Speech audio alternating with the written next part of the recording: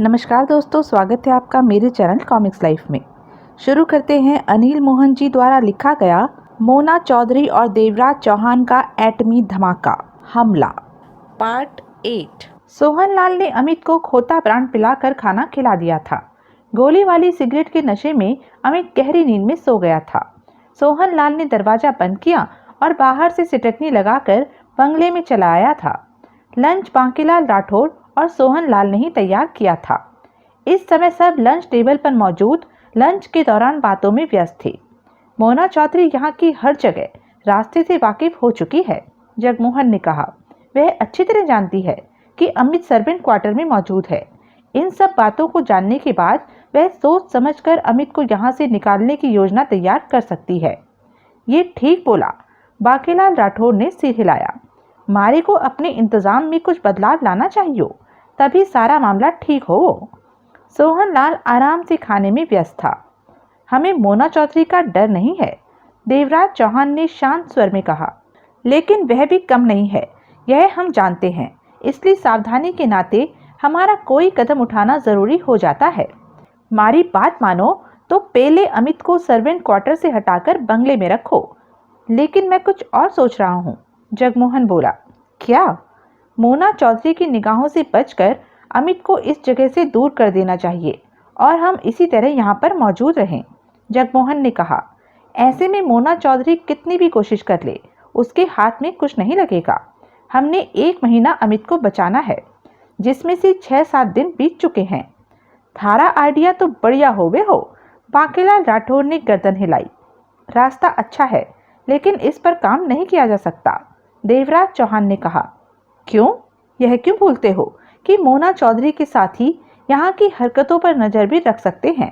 अगर अमित को यहाँ से निकालने के बारे में उन्हें मालूम हो गया तो अमित के लिए खतरा पैदा हो जाएगा और ऐसे में अमित को वे लोग आसानी से हासिल कर लेंगे। देवराज चौहान ने जगमोहन को देखा। बात तो यो भी चौकी होवे, लेकिन हमें ऐसा कोई रास्ता तो निकालना ही है कि मोना चौधरी अमित तक न पहुँच सके। हमारी बराबर चौकसी के बाद भी वह अमित तक पहुँच गई तो? जगमोहन ने अपने शब्दों पर जोर देकर कहा।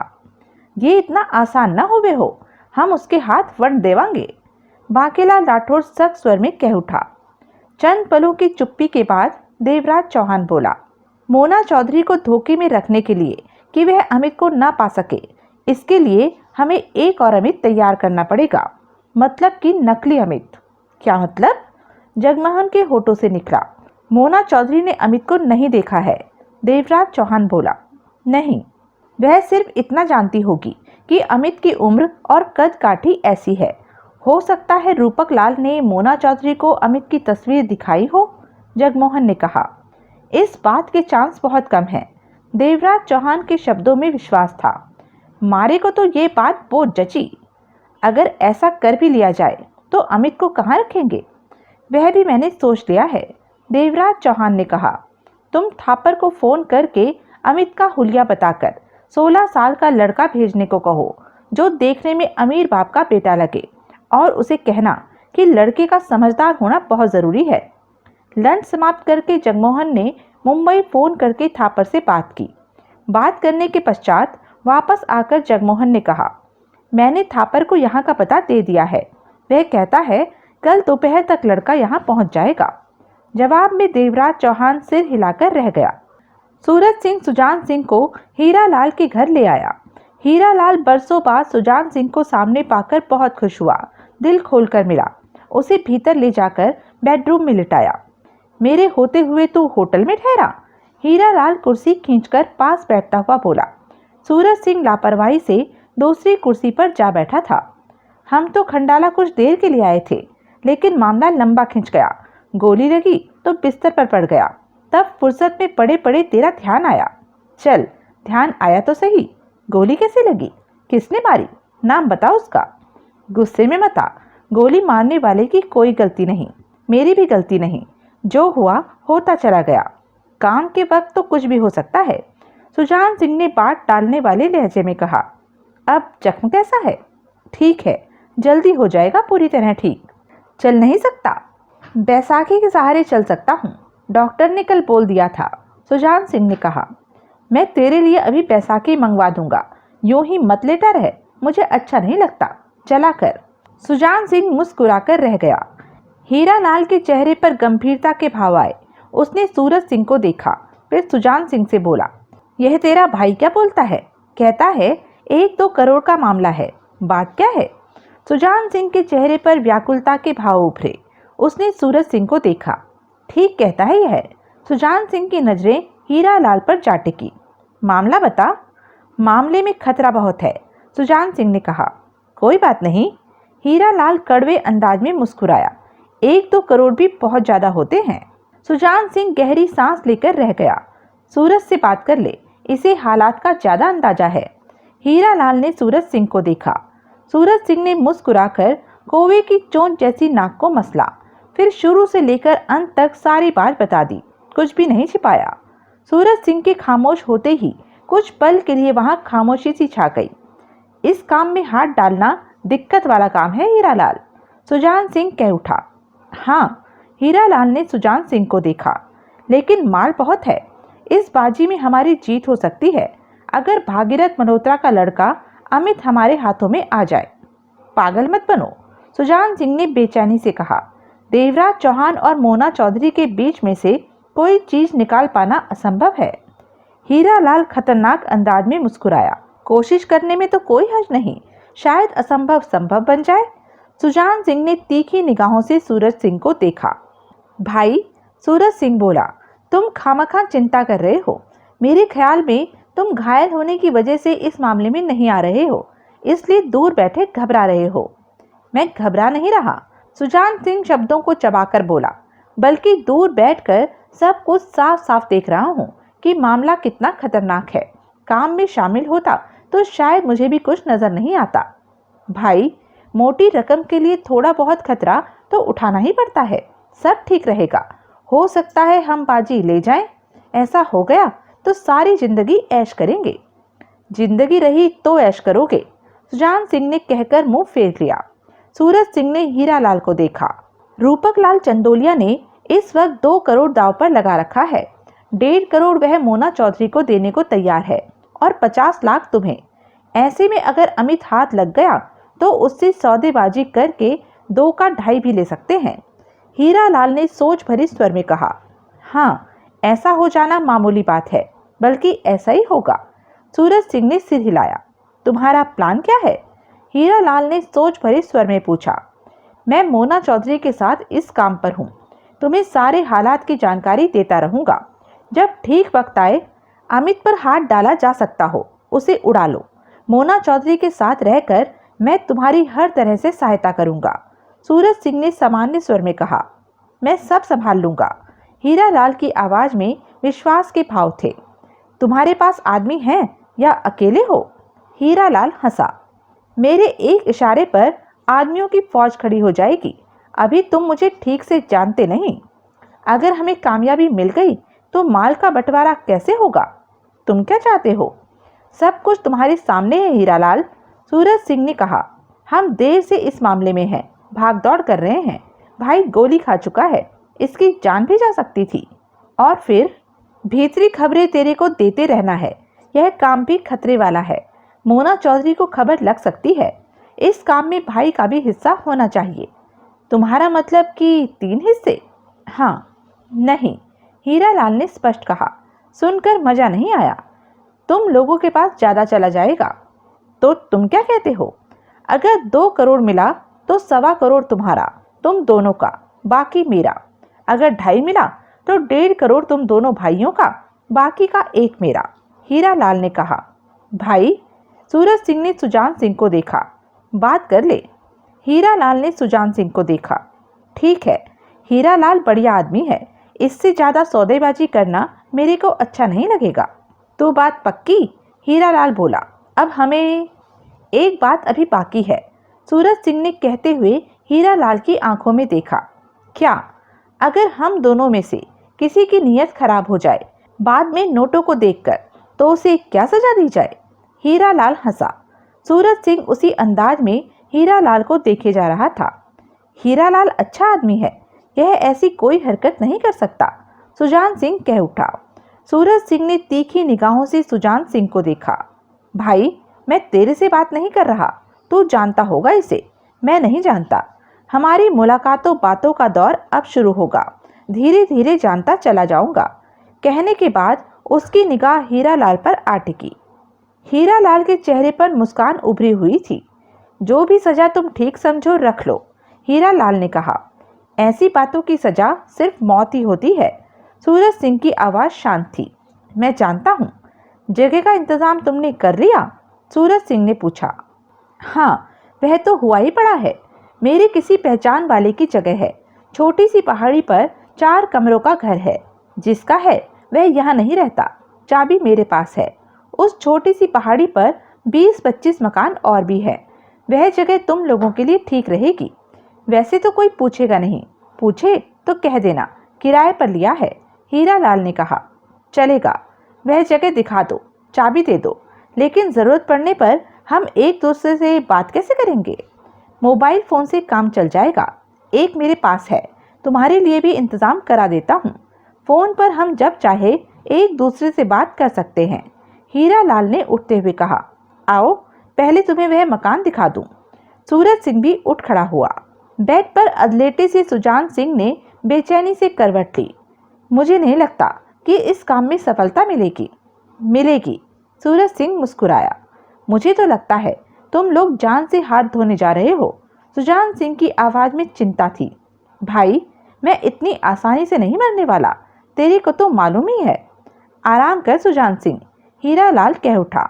आते वक्त मैं तेरे लिए बैसाखी लेता आऊँगा। कम से कम तेरा चलना फिरना तो शुरू हो जाएगा। किसी और चीज़ की ज़रूरत हो तो बता दे। नहीं, धीमे स्वर में कहते हुए सुजान सिंह ने आंखें बंद कर ली। सूरज सिंह और हीरालाल बाहर निकल गए। मोना चौधरी को सूरज सिंह का दिखाया मकान पसंद आया, जो छोटी सी पहाड़ी पर बना था। वह पहाड़ी 150 फीट ऊंची थी और वाहनों के वहां पहुंचने के लिए घुमावदार सड़क थी। आसपास और भी मकान थे, परंतु कुछ कुछ दूरी पर। मकान भीतर से पूरी तरह सजा हुआ था। हर चीज वहां थी। जुबेर सिंह को वह जगह ठीक लगी। इस समय शाम के 8 बज रहे थे। इस जगह पर रहकर हम काम को अच्छी तरह अंजाम दे सकते हैं, जुबेर सिंह ने मोना चौधरी से कहा।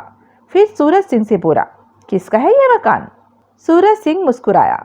बीच की बात मत पूछा कर, अपनी पहुंच दूर दूर तक है। जुबेर सिंह ने उसकी आंखों में देखा। ज्यादा दूर तक पहुंच होना भी ठीक नहीं होता। सूरज सिंह मुस्कुराकर रह गया। तभी मोना चौधरी बोली, भागीरथ के बेटे अमित को कल रात देवराज चौहान के हाथों से निकालना है। काम कैसे करना है मैंने सोच दिया है। तुम लोगों को अब तैयार हो जाना चाहिए। मोना चौधरी गंभीर थी। कल रात? हाँ, क्या करना है हमने? सूरज सिंह ने पूछा। मोना चौधरी ने गहरी सोच में सिगरेट सुलगाई। आज रात को मैं सारा प्लान बता दूंगी। उस प्लान पर सोचने के लिए तुम लोगों के पास कल का सारा दिन होगा। कहीं कमी लगे तो बता देना। मोना चौधरी ने दोनों को देखा। इस बात को हरदम अपने दिमाग में रखना कि सामने देवराज चौहान है, लेकिन देवराज चौहान का असर अपने पर हावी मत होने देना। काम के दौरान सिर्फ सतर्क रहना है। लेकिन जुबेर सिंह ने कहा, हम तो कुल मिलाकर 3 हैं। तो क्या हो गया? मेरे ख्याल में कुछ और लोग भी साथ हो जाते तो अच्छा रहता, जुबेर सिंह ने कहा। काम करने का ढंग ठीक हो तो कहीं भी हमला करने के लिए 3 बहुत होते हैं, मोना चौधरी ने अपने शब्दों पर जोर देकर कहा। ज्यादा लोगों में सामने वाले को बच निकलने का मौका मिल जाता है। जुबेर सिंह ने कुछ नहीं कहा। बाहर अंधेरा हो चुका था। जुबेर, डिनर पैक करा कर ले आओ, उसके बाद आगे की बात करेंगे, मोना चौधरी बोली। जुबेर सिंह बाहर निकल गया। कष्ट लेती मोना चौधरी कुर्सी पर जा बैठी। चेहरे पर सोच के भाव थे। क्या सोच रही हो? सूरज सिंह ने पूछा। क्या तुम्हें शक है कि हम अमित को उठा लाने में सफल नहीं हो सकेंगे? मोना चौधरी ने सिर उठाकर सामने खड़े सूरज सिंह को देखा। ऐसी बात नहीं है, हम कामयाब ही होंगे। तो देवराज चौहान के लिए मेरे दिल में हमेशा ही दोस्ताना भाव रहे हैं, लेकिन पहली मुलाकात में ही हमें आमने सामने खड़ा होना पड़ रहा है, जो कि मुझे अच्छा नहीं लग रहा। कहीं ऐसा ना हो कि तुम्हारे मन के भाव देवराज चौहान के सामने तुम्हें कमजोर कर दे।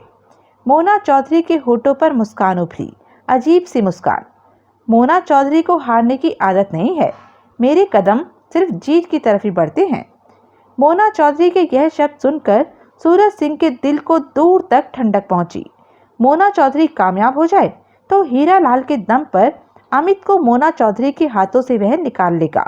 अमित हाथ में आ गया तो रूपक लाल से मिली रकम में से करोड़ से ज्यादा की रकम उसकी। डिनर के दौरान देवराज चौहान, जगमोहन, बांकेलाल राठौड़ और सोहन लाल इकट्ठे हुए।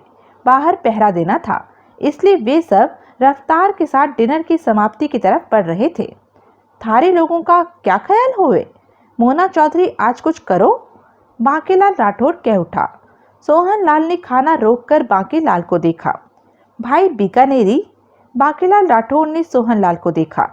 तूने बोला था कि 2 साल तूने गुरदासपुर में पंजाब में बिताए हैं, तो उन 2 सालों में तूने पंजाबी की छोटी सी बात तो सुनी होगी जो खास खास मौके पर कही जाती है। कौन वाली बात? कि सामने वाले के हाथ में डंडा देखकर सरक गई। सरक गई मतलब कि फूंक सरक गई। कुछ ऐसा ही हाल तेरा हो रहा है मोना चौधरी को लेकर। जब से यह मालूम हुआ है कि मोना चौधरी अमित को छीनने की फिराक में है, तब से तेरी फूंक सरकी हुई है। मारी फूंक? बांकेलाल राठौड़ के चेहरे पर दरिंदगी उभरी। तू मारे को जाने ना, मारे को देखकर बड़ों बड़ों की फूंक निकले। वक्त आवे तो आंखें फाड़ कर देखियो, वट डांगा सबनू। सोहन लाल ने शांत भाव में सिर हिलाया। मैं तो यूं ही बात कर रहा था बीकानेरी भाई, पर अम यूं न कहो, अम ठोक कर कहो कि जो अमित को लेने को आवे अम उसके टोरे कर दे। बांकेलाल राठौड़ का चेहरा सुलग उठा था। तभी देवराज चौहान बोला, आज ही दोपहर में मोना चौधरी यहाँ से गई है। मेरे ख्याल में आज की रात वह सोच विचार करेगी, तैयारी करेगी, अपने साथियों को तैयार करेगी। इसलिए आज मोना चौधरी की तरफ से हरकत होने के चांस कम है, लेकिन हमें हर तरफ से सावधान रहना है। थारा मतलब कि कल मोना चौधरी यहाँ आवे? कल, परसों या फिर जब भी, देवराज चौहान ने गंभीर स्वर में कहा। लेकिन आज का चांस मुझे कम लग रहा है। वैसे होने को तो कुछ भी हो सकता है। बातों के दौरान उनका खाना जारी था। तभी जगमोहन बोला, मोना चौधरी रात को यहाँ हमला करेगी, इस बात के चांसेस ज़्यादा हैं। कुछ कहा नहीं जा सकता। यह तो उसकी योजना पर निर्भर है कि वह किस तरह एक्शन में आना चाहती है। हो सकता है उसे दिन में काम करना ठीक लगे या फिर रात को। देवराज चौहान ने सोच भरे स्वर में कहा। कहने का मतलब यह है कि 24 घंटों में वह किसी भी वक्त का चुनाव कर सकती है। पर तन्ने उसके हमले से बचने का कोई प्रोग्राम तय करियो कि नहीं? हम जैसे चल रहे हैं वैसे ही चलेंगे। आज रात हम कुछ नहीं कर सकते। अगर मोना चौधरी की तरफ से आज रात हमला हुआ तो हमें पूरी ताकत और समझदारी के साथ मुकाबला करना पड़ेगा। थारे यह शब्द आज के लिए होवे? हाँ, तो कल का कोई नया तीर मारो हो। बांके, हुकुम। कल एक और अमित आ रहा है। थापर को अमित का हुलिया बता दिया है। थापर के मुताबिक कल 12 बजे तक उसका भेजा लड़का आ जाएगा। उस लड़के के आने के बाद मेरी योजना का पहला कदम उठेगा। देवराज चौहान के शब्दों में दृढ़ता भरी हुई थी। उसके बाद मेरा दावा है कि मोना चौधरी भागीरथ के बेटे अमित तक किसी हालत में नहीं पहुंच सकेगी। बांकेलाल राठौड़ ने सिर हिलाया। मारी को समझ है कि थारा वह इरादा होवे, पर इससे एक खतरे की बात भी होवे। मोना चौधरी को रूपक लाल ने अमित की तस्वीर दिखाई होवे तो गड़बड़ हो जावे। मोना चौधरी समझ जाए कि उनके सामने बंधा बकरा नकली हो। वो नकली असली में फर्क जानने में मोना चौधरी को काफी वक्त लग जाएगा। मेरा प्लान ही ऐसा है और वह वक्त हमारे लिए काफी होगा, देवराज चौहान ने कहा। तुमने अपनी योजना मारे को न बतायो। थापर का भेजा लड़का जब यहाँ पहुंचेगा तब बताऊंगा कि सब कुछ कैसे होना है। डिनर अब खत्म होने पर था, लेकिन मेरी एक बात ध्यान से सुन लो, देवराज चौहान ने कहा। तीनों की निगाहें देवराज चौहान पर गई। मोना चौधरी या उसके साथी की जान तब लेनी है जब अपनी जान को खतरा पैदा हो जाए। सामने वाले की जान लिए बिना अगर काम चलता हो तो फिर खून खराबा नहीं करना। क्यों? जगमोहन के माथे पर बल पड़े। मोना चौधरी और हमारे बीच भागीरथ का बेटा अमित है। वह अमित को हमारे हाथों से ले जाना चाहती है और हमने अमित को उसके हाथों में जाने से बचाना है। हम लोगों के झगड़े की कोई वजह नहीं है। जैसे कि अमित को बचाने के लिए हम मजबूर हैं, ठीक उसी तरह मोना चौधरी अमित को पाने के लिए मजबूर है। जैसे हमने भागीरथ मल्होत्रा को अमित की सुरक्षा देने का वचन दिया है, उसी तरह मोना चौधरी ने रूपक लाल चंदोलिया को जुबान दी होगी कि वह अमित को लाकर उसके हवाले कर देगी। हम लोग अपनी अपनी दी हुई जुबानों की वजह से मजबूर है और यह मामला अब महीने से कम होकर 22-23 दिन का रह गया है।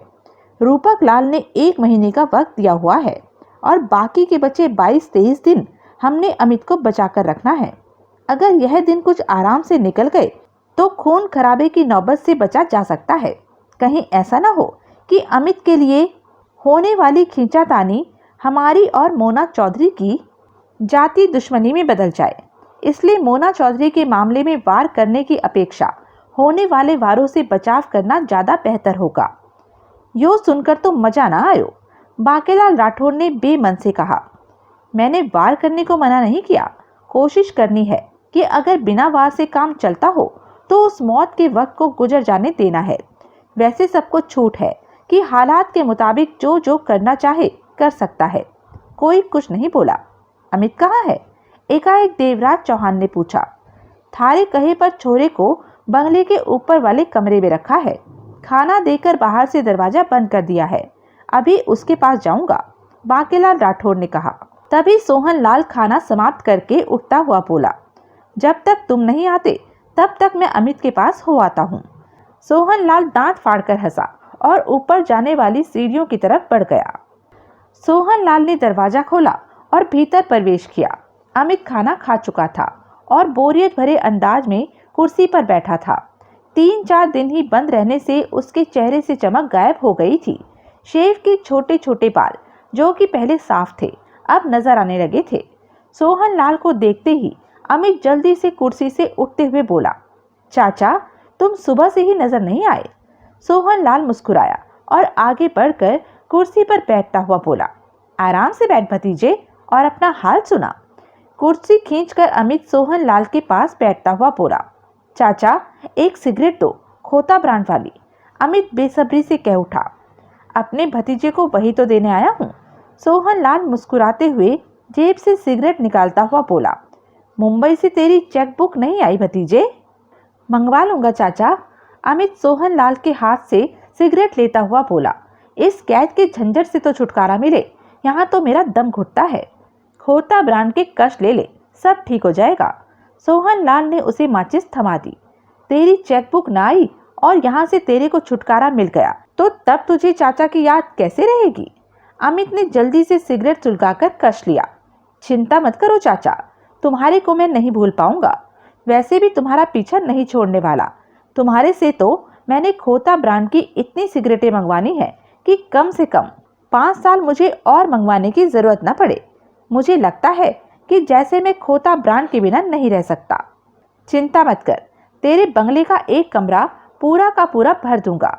अपने भतीजे का ख्याल नहीं रखूंगा तो किसका रखूंगा? सोहन लाल मीठे स्वर में कह उठा, तेरे को याद है ना, तूने अपने चाचा को साइन किया हुआ छोटा सा चेक देना है, रकम मैं खुद भर लूंगा। अमित के दिमाग पर गोली वाली सिगरेट का असर होना शुरू हो गया था। मुझे सब याद है, मैं अपने चाचा को खुश कर दूंगा। मैं जानता हूँ मेरे भतीजे को अपने चाचा का बहुत ध्यान है। सोहन लाल उठता हुआ बोला, चलता हूँ, वह बीकानेरी भाई आने ही वाला होगा। चाचा दिन में 3 चक्कर लगा लिया करो मेरे पास, सुबह दोपहर और रात। खोता ब्रांड सिगरेट की सख्त जरूरत रहती है मेरे को। अमित की आंखें अब नशे में सुर्ख होने लगी थी। ठीक है, मैं भतीजे को किसी तरह की शिकायत नहीं होने दूंगा। सोहन लाल कमरे से बाहर निकला तो सामने से आता बांकेलाल राठौर टकरा गया। सोहन लाल उसे देखते ही मुस्कुराया। कराया चेक वाली बात पक्की? बांकेलाल राठौर ने उसे घूरा। तो बता दिया उसने तेरे को? तू बहुत घटिया आदमी हो। वो बच्चे को नशा कराकर पट्टू डालता है। वह पहले ही 50 तरह के नशे कर चुका है, लेकिन मेरा घटिया नशा उसके सिर पर चढ़कर बोल रहा है। अब वह मस्ती में है, सिगरेट खत्म करके ऐसा सोएगा कि सुबह ही उठेगा। तू भी आराम करना। कहने के साथ ही सोहन लाल आगे बढ़ता चला गया। सालो बहुत चालाक समझो है अपने को, उसे घूरता बांकेलाल राठौर बड़बड़ा उठा। खाने के बाद कॉफी का दौर चल रहा था। मोना चौधरी कुर्सी पर बैठी थी। सूरज सिंह लंबे सोफे पर अधलेटा सा था। जुबेर सिंह कॉफी का प्याला थामे टहलता हुआ घूंट पर रहा था। कुछ क्षण पहले ही मोना चौधरी अपना प्लान बताकर हटी थी। उसके बाद वहां छाई मौजूदा खामोशी को मोना चौधरी ने ही तोड़ा। वहां पर रात को 8 लाइटें बंगले के आसपास रोशन रहती हैं, जिनके रोशन रहते कोई भी बंगले तक नहीं पहुंच सकता। पहुंचने की कोशिश में वह देवराज चौहान और उसके साथियों की नज़र में आ जाएगा। ऐसे में सबसे पहले उन लाइटों को बेकार करना है। दोनों की निगाह मोना चौधरी पर जा टिकी। अमित को उन लोगों ने सर्वेंट क्वार्टर में रखा हुआ था। यह उनकी चालाकी ही थी, क्योंकि जो भी अमित को लेने की कोशिश करेगा वह बंगले में जाएगा, ना कि सर्वेंट क्वार्टर में। परंतु अब देवराज चौहान जान चुका है, ये मुझे मालूम हो गया है कि अमित सर्वेंट क्वार्टर में है, इसलिए यकीनन उन लोगों ने अमित को वहां से हटाकर बंगले में कहीं रख दिया होगा। तभी सूरज सिंह बोला, मेरे ख्याल में तुम्हारा अकेले बंगले में जाना खतरे से खाली नहीं, लेकिन इसके अलावा और कोई रास्ता भी नहीं। मोना चौधरी ने गंभीर स्वर में कहा, मेरे साथ तुम दोनों ने या एक ने बंगले में जाने की चेष्टा की तो बात खराब हो सकती है। मेरा अकेले जाना ही ठीक है। तुम लोग वहां फैली रोशनियों को साइलेंसर लगे रिवॉल्वरों से निशाना लेकर उन्हें बेकार करोगे और अंधेरे का फायदा उठाकर मैं बंगले में आसानी से पहुंच जाऊंगी। उसके बाद बंगले से अमित को तलाश करके लाना खास कठिन काम नहीं होगा। उन लोगों को धोखा दिया जा सकता है, लेकिन उन्हें तुम्हारे बंगले में पहुंच जाने की खबर लग सकती है। जुबेर सिंह बोला, मैं ऐसा नहीं होने दूंगी, लेकिन देवराज चौहान भी कम नहीं है। उसे मेरी हरकत के बारे में जानकारी हो सकती है। जो भी हो, इतना खतरा तो उठाना ही पड़ेगा। तुम बंगले में चली गई तो हम क्या करेंगे? तुम लोग कुछ दूर अंधेरे में रहकर बंगले की तरफ नजर रखोगे, ताकि जब मैं अमित को लेकर बंगले से निकलूं तो मेरे सामने दिक्कत आने पर तुम लोग मेरी सहायता कर सको। सूरज सिंह और जुबेर सिंह की नजरें मिली। और अगर दिन निकलने तक भी तुम बंगले से बाहर ना आ सकी तो तुम लोगों को किसी भी हालत में बंगले की तरफ नहीं आना है। फार्म हाउस से दूर रहना है। मोना चौधरी ने गंभीर स्वर में कहा, भीतर जो भी हालात होंगे उनसे खुद ही मुझे निपटना होगा। उस स्थिति में तुम लोग मेरी कोई सहायता नहीं कर सकते। कुछ करोगे तो मरोगे। मैं बाहर न निकली और दिन निकल आया तो तुम दोनों ने दूर रहकर बंगले का ध्यान रखना है। सूरज सिंह ने गहरी सांस ली। जुबेर सिंह गंभीर स्वर में बोला, मुझे नहीं लगता कि तुम इस तरह कामयाब हो सकोगी। इसके सिवाय और कोई रास्ता नहीं। देवराज चौहान की वजह से यह आसान काम कठिन हो गया है। खतरा तो उठाना ही पड़ेगा। मोना चौधरी ने गंभीर स्वर में कहा, तुम दोनों ने जलती रोशनियों को निशाना बनाना है। अगर कोई नजर आ जाए तो उस पर गोली नहीं चलानी। अपना काम करके पीछे हट जाना और बंगले पर नजर रखना। तुम दोनों की हरकतों से यही लगे कि हम लोगों ने हमला तो बोला, परंतु उनकी सतर्कता की वजह से हमें पीछे हटना पड़ा। सूरज सिंह ने जुबेर सिंह को देखा, तुम्हारा क्या ख्याल है? इस तरह मोना चौधरी कामयाब होगी? मुझे तो लगता है यह फंसेगी। अब यह बात तो मोना चौधरी ही जाने कि यह किस तरह ठीक काम कर सकती है। जुबेर सिंह ने सपाट शांत स्वर में कहा। मोना चौधरी के चेहरे पर गंभीरता नाच रही थी। वह खामोश रही। आधी रात को मौका मिलते ही सूरज सिंह ने मोबाइल पर हीरा लाल को खबर कर दी कि कल रात मोना चौधरी क्या करने जा रही है। हीरा लाल और सुजान सिंह की सुबह बेड टी पर मुलाकात हुई। हीरा लाल ने उसे बैसाखी ला दी थी। सुजान सिंह अब आसानी से चलने फिरने लगा था। डॉक्टर को यहाँ का पता दे दिया था। कल शाम को आकर वह बैंडेज और दवाई दे गया था। सुजान सिंह अब खुद को पहले से कहीं ज़्यादा बेहतर महसूस कर रहा था। रात को सूरज का फोन आया था। हीरा लाल ने चाय का घूंट भरते हुए कहा। घूंट लेते लेते सुजान सिंह ठिठका। क्या बोला वह? सूरज बता रहा था कि आज रात मोना चौधरी भागीरथ के बेटे को लेने के लिए फार्म वाले बंगले पर हमला बोलने जा रही है। हीरा लाल के चेहरे पर गंभीरता के भाव थे। सुजान सिंह के चेहरे पर बेचैनी के भाव उभरे। कैसे? हीरा लाल ने बताया कि मोना चौधरी की क्या प्लानिंग है। सुनकर सुजान सिंह के चेहरे पर राहत के भाव उभरे। इस योजना में मोना चौधरी ही खतरे में पड़ेगी। सूरज को इतना खतरा नहीं होगा। सुजान सिंह बोला, हाँ, मोना चौधरी खतरे वाला काम कर रही है। यह मान भी लिया जाए कि मोना चौधरी अपनी योजना के मुताबिक ठीक ठाक बंगले में पहुंच भी गई, तो क्या उनको मालूम नहीं होगा कि बंगले में कोई आ चुका है? फौरन मालूम न हुआ तो कुछ देर बाद मालूम हो जाएगा।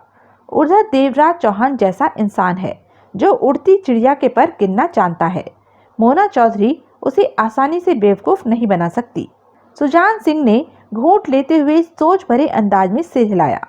तुम्हारा कहना बिल्कुल ठीक है, लेकिन यह मत भूलो कि वह भी मोना चौधरी है जिसे उड़ती चिड़िया के पर काटना आता है। देवराज चौहान और मोना चौधरी दोनों ही नहले पर दहला है। मोना चौधरी कम से कम कोई भी बेवकूफ़ी वाला कदम नहीं उठाने वाली। मुझे लगता है मोना चौधरी के दिमाग में और भी कुछ है, वरना वह इस तरह मौत के कुएं में छलांग लगाने की नहीं सोचेगी। और क्या हो सकता है मोना चौधरी के दिमाग में? हीरा लाल के होठ सिकुड़े। यह तो वही जाने। हीरा लाल ने सिर हिलाते हुए चाय का घूंट भरा। सुजान, हाँ, अब मेरे सामने भारी दिक्कत आ गई है। हीरा लाल गंभीर स्वर में बोला। मोना चौधरी अमित को लेने के लिए वहां पर जा रही है। अगर वह अमित को बंगले से निकालकर अपने साथ ले आई तो फिर उसके हाथों से अमित को छीन पाना कठिन हो जाएगा। सुजान सिंह की नजरें हीरा लाल पर जा टिकी। क्या कहना चाहता है तू? अमित को मोना चौधरी के हाथों से छीनने के लिए मेरा मोना चौधरी के साथ रहना जरूरी है। सुजान सिंह के माथे पर बल पड़े। वह तेरे को साथ क्यों रखेगी? नहीं रखेगी। हीरा लाल ने सुजान सिंह को देखा। लेकिन मुझे साथ लगना पड़ेगा उसके। साफ साफ कहो। रात को जब मोना चौधरी मौका पाकर बंगले में पहुंचेगी तो मुझे भी उसके साथ बंगले में पहुंचना होगा। किसी तरह वहीं उससे मेल मिलाप करना होगा। तुम्हारा दिमाग तो नहीं खराब हो गया हीरा लाल? वह तो किसी और को देखते ही नहीं। हीरा लाल व्यंग भरे अंदाज में मुस्कुरा पड़ा। उस वक्त बंगले के भीतर वह कोई भी शोर शराबा करना नहीं चाहेगी। ऐसे में मैं उसे आसानी से समझा दूंगा कि मैं देवराज चौहान का साथी नहीं हूँ, कोई और हूँ जो इत्तेफाक से बंगले में आ पहुँचा हूँ। वह तेरी बात मानेगी, विश्वास करेगी? उसे करना पड़ेगा, क्योंकि उसकी स्थिति ही उस वक्त ऐसी होगी। हीरा लाल ने चुपते हुए स्वर में कहा। सुजान सिंह कई क्षणों तक उसे देखता रहा। माना कि ऐसा हो गया तो फिर क्या होगा? मोना चौधरी अगर अमित को वहां से निकाल ले जाने में कामयाब हो जाती है तो मैं रास्ते में मौका पाकर मोना चौधरी के संभलने से पहले ही जैसे तैसे अमित को उससे छीन लूंगा। हीरा लाल ने बेहद शांत और सरल स्वर में कहा। मोना चौधरी पर काबू पा सकेगा तू? उस वक्त वह मेरे पर विश्वास कर रही होगी। दुश्मन असावधान होगा। वह कितनी ही ताकतवर सही, लेकिन असावधान दुश्मन के पांव उखाड़ने के लिए एक बार ही काफी होता है। कई पलों तक सुजान सिंह कुछ नहीं बोला।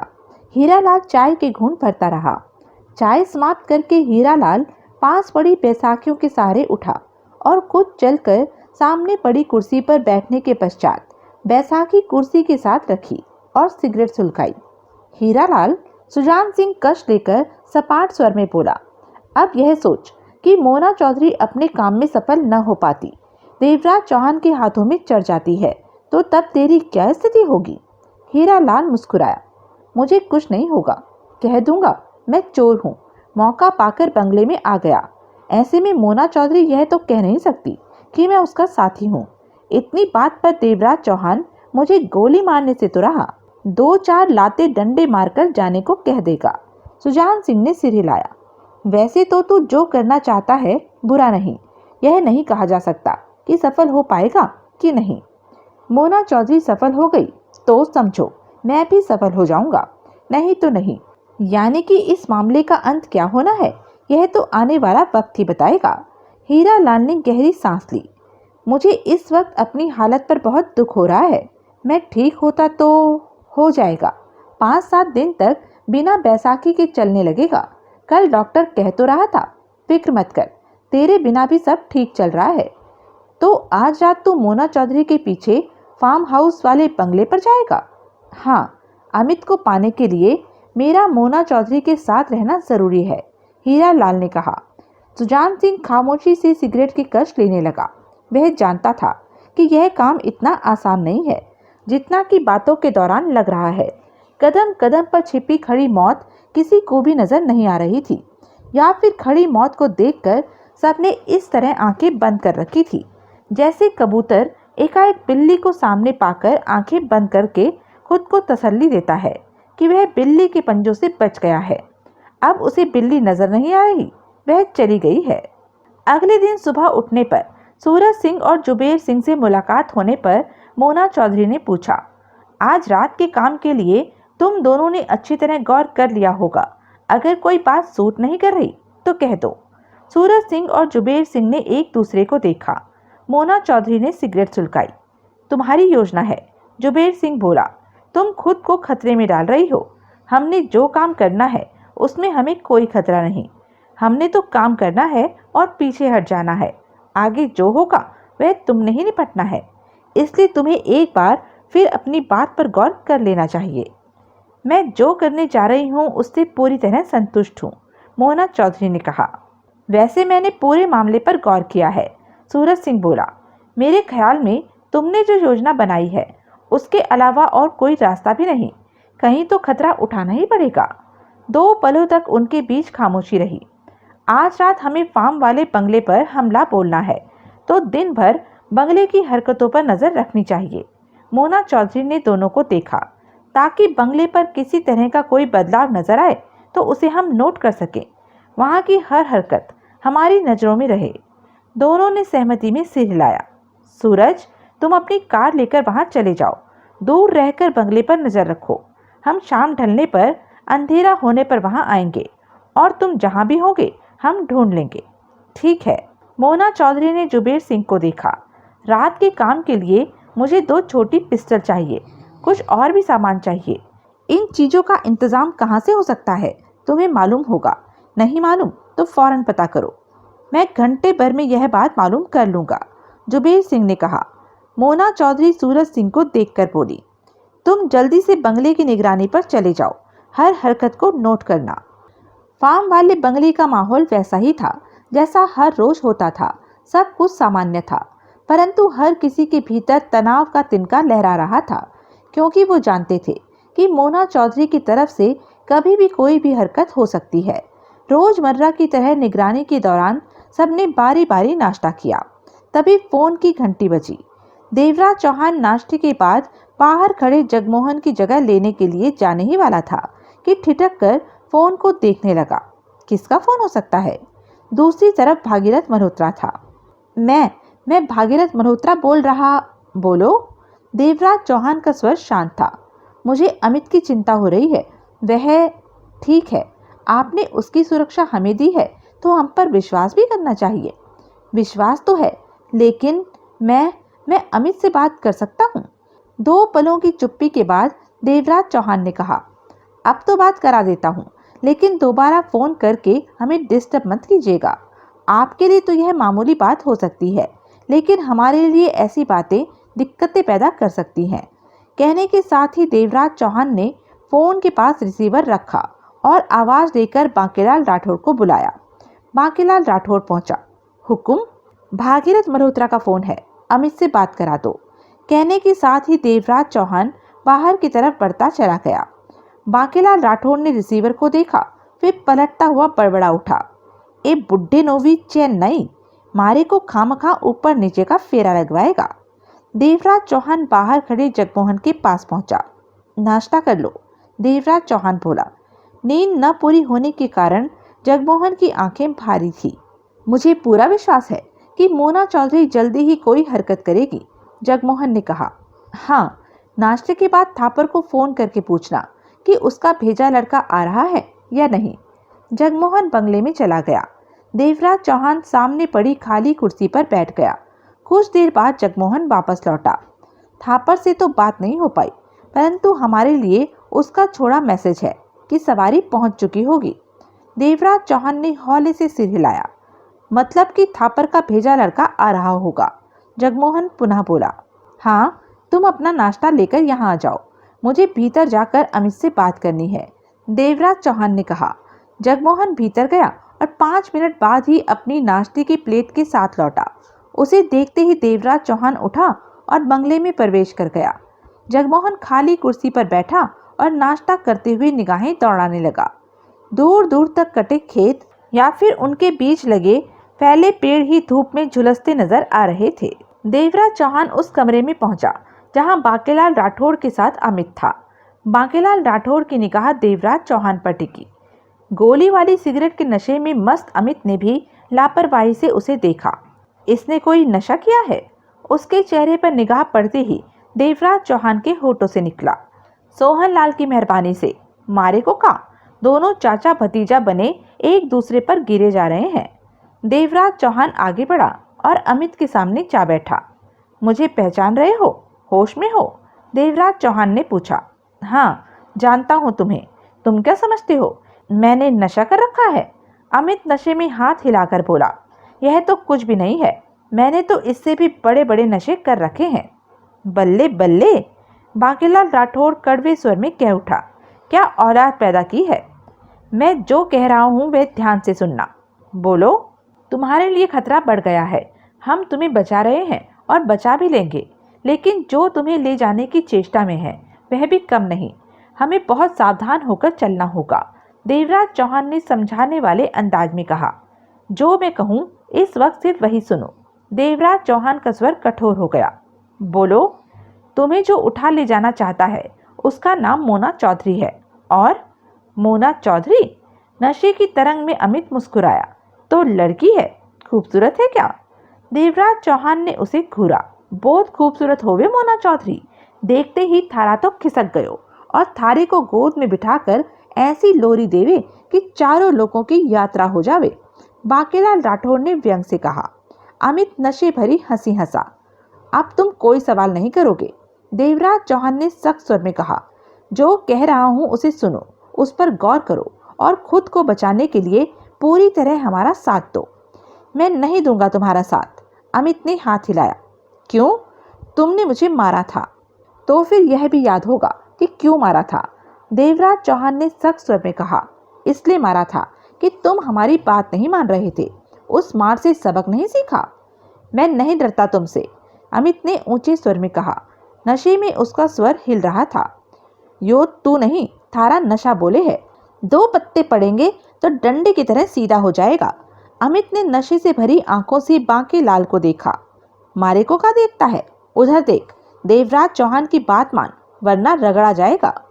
मैं इसकी बात नहीं मानूंगा, अमित ने देवराज चौहान को देखकर नशे में कहा।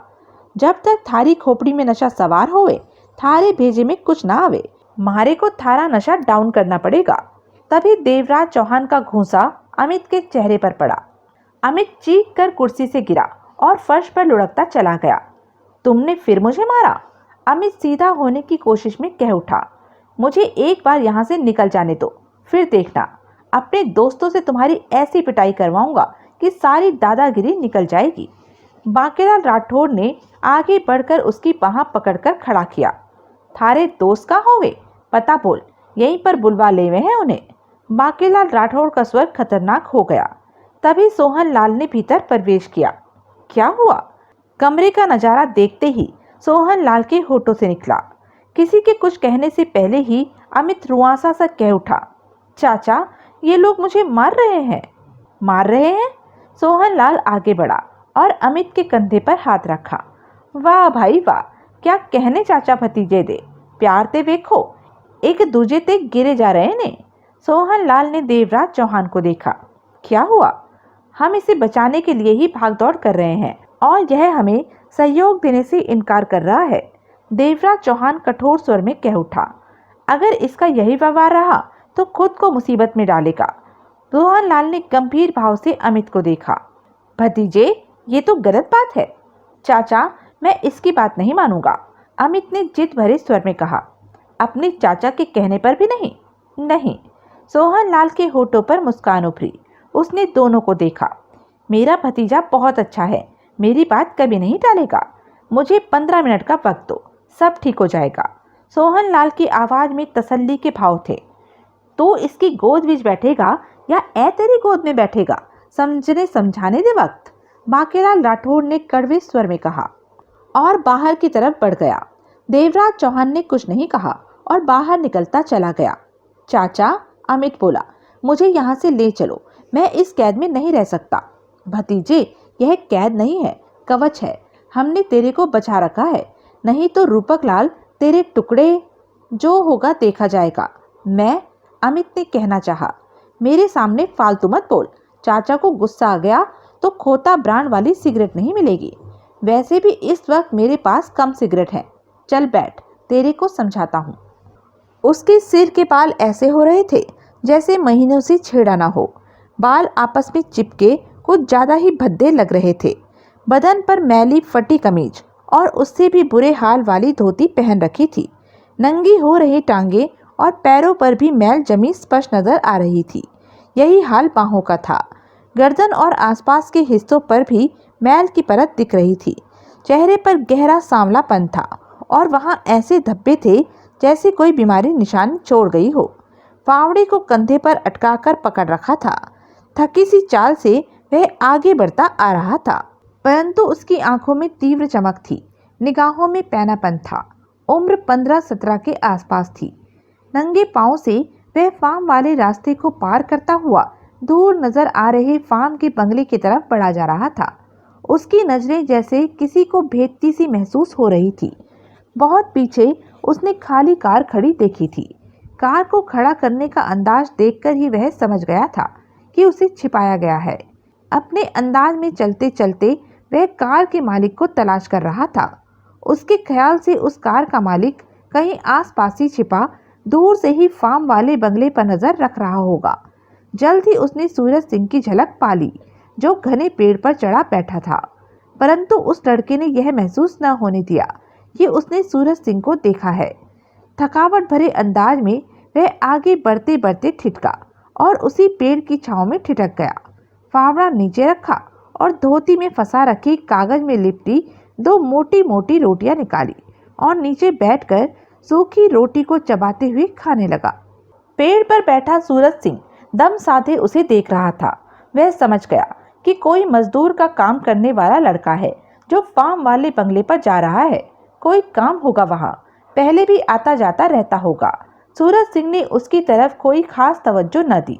वह तो इस बात का ध्यान रख रहा था कि कहीं उस मजदूर को उसके पेड़ पर होने के बारे में पता न चल जाए। उसने उस मोटी रोटी को चबाकर इस तरह खाया कि जैसे वह गले से नीचे न उतर रही हो। बाकी बची एक रोटी को उसने वापस कागज में लपेटकर धोती में फंसाया और फावड़ा उठाए थके अंदाज में उठा और बंगले की तरफ चल पड़ा। उसके वहां से जाने पर सूरज सिंह ने अपनी कोवे की चोट जैसी नाक को मसलकर तसल्ली से भरी सांस ली कि वह मजदूर लड़का उसे नहीं देख पाया। लड़का वहां से 7-8 मिनट चलने के पश्चात बंगले पर पहुंचा। बंगले के बाहर ही खड़े देवराज चौहान और बांकीलाल राठौर तीखी और सतर्क निगाहों से उसे आता देख रहे थे। ये तो कोई मजदूर लागे है, बांकीलाल राठौर ने कहा। फार्म पर काम करता होगा। देवराज चौहान ने सिगरेट सुलगा ली। देखते ही देखते वह लड़का पास पहुंचा और फावड़ा नीचे रखते हुए दोनों को देखने लगा। ओए छोरे, बांकीलाल राठौर बोला, यहाँ पर कुछ दिनों के लिए काम बंद है रे, सब छुट्टी पर गए हैं। जा फिर को आना। अपन जहाँ जाता है बाप, वहाँ काम निपटाकर ही वापस जाता है, खाली नहीं पलटता। लड़के की भाषा सुनते ही दोनों चौंके। दूसरे ही पल देवराज चौहान की आंखें सिकुड़ी।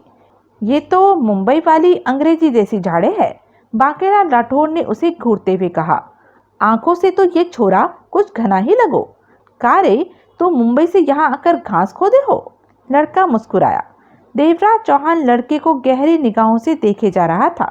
कौन हो तुम? लड़के की निगाह देवराज चौहान पर गई। यार, लोग अपने को उस्ताद बोलता है, पर अपन का नाम रुस्तम राव है, मुंबई से आयला है।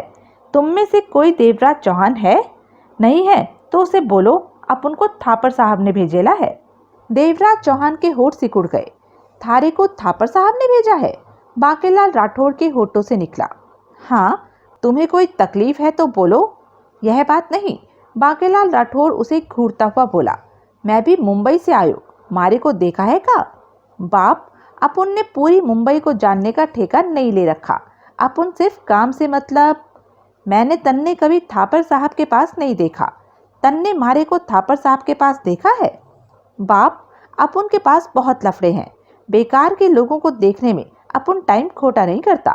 कहने के साथ ही रुस्तम राव आगे बढ़ा और खाली कुर्सी के पास ही नीचे जमीन पर बैठता हुआ बोला, देवराज चौहान को बुलाओ बाप, अपन ने उससे मिलना है।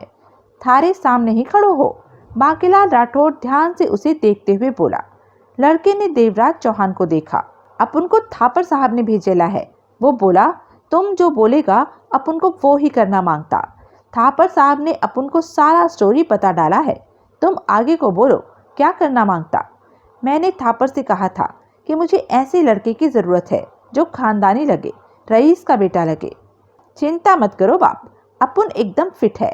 थापर साहब ने अपन को बोला, दूसरे लोग यहाँ पर नजर रखे हो सकते हैं, इस कारण तुम फार्म पर मजदूर बनकर जाना। यह अपन के मेकअप का कमाल है। अपन का थोबड़ा फिल्मी हीरो से कम नहीं। फिल्मों में होता तो आज अपन और करिश्मा कपूर की जोड़ी फिट होती। देवराज चौहान के होठों पर शान मुस्कुराहट उभरी। थारी करिश्मा कपूर तो पीछे को नहीं आ रहा हो। बांकीलाल राठौड़ कड़वे स्वर में कह उठा। क्या बोगस बात करता है बाप। करिश्मा कपूर तो खंडाला में ही शूटिंग करेला है। चल तेरे को शूटिंग दिखाता है। चिंता मत कर, अपन की चलती है। करिश्मा से तेरा हाथ भी मिलवा दूंगा। ये तो बहुत ही ऊंचे को उड़ान भरो। बांकीलाल राठौड़ ने देवराज चौहान से कहा। नीचे क्यों बैठे हो, ऊपर बैठो, देवराज चौहान ने कहा। बंगले में चलो। नहीं बाप, अपन इधर ही ठीक बैठेला है। ऊपर बैठा तो गड़बड़ हो जाएगी, रुस्तम राव ने कहा। रास्ते में पेड़ पर कोई बैठा इधर को ही देखेला है। समझ गया ना बाप। देवराज चौहान की आंखें सिकुड़ी। किस पेड़ पर। बांकीलाल राठौड़ के होठ खिंच गए। बता, वट के रख दूंगा हरामजादे की गर्दन को। अभी कैसे बताएगा बाप, वो इधर को ही देखेला होएगा, पर थोड़ी देर रुककर बोलेगा।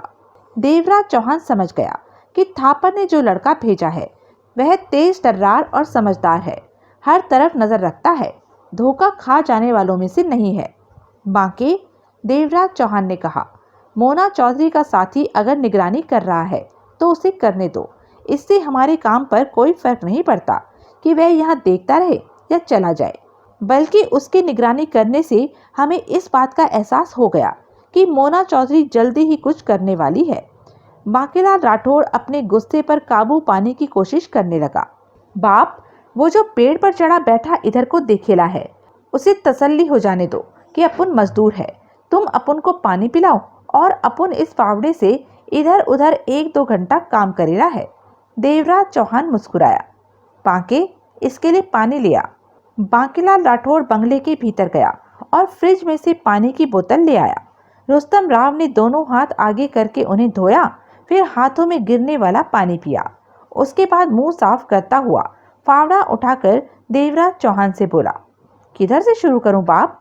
बंगले के रास्ते पर फालतू की झाड़ियां खड़ी नजर आ रही थी। उधर। देवराज चौहान ने उस तरफ इशारा किया। अभी तो उन झाड़ियों को साफ करो, उसके बाद ऐसा ही कोई काम और देख लेना।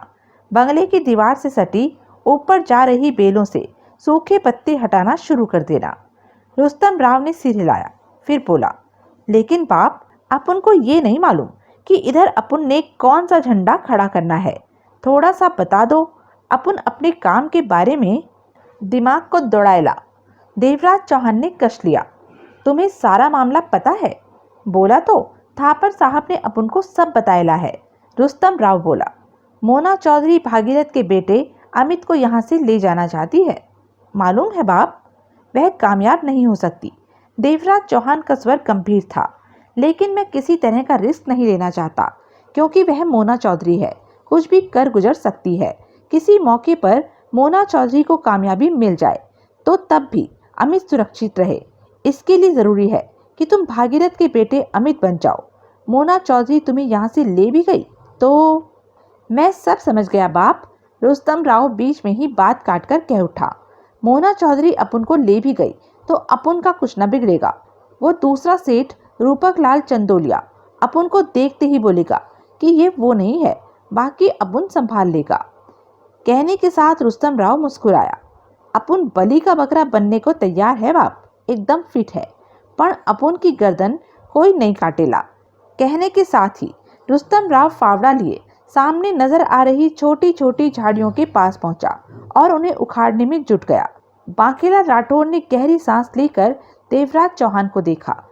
थापर साहब ने तो मारे वास्ते तोप का गोला भेजो हो। ये छोरा है या छोरे का बाप। हमें ऐसे ही लड़के की जरूरत थी। देवराज चौहान के चेहरे पर गंभीरता नाच रही थी। कुछ देर बाद देवराज चौहान और सोहन लाल की बात हुई। बहुत जिद्दी है लड़का, सोहन लाल बोला। वह कहता है कि तुम्हारी कोई बात नहीं मानेगा। देवराज चौहान के चेहरे पर कठोरता उभरी। क्या बात कही थी तुमने उसे? सोहन लाल ने पूछा। अभी तो बात कहनी थी, देवराज चौहान शब्दों को चबाकर बोला, लेकिन उसने पहले ही इनकार कर दिया।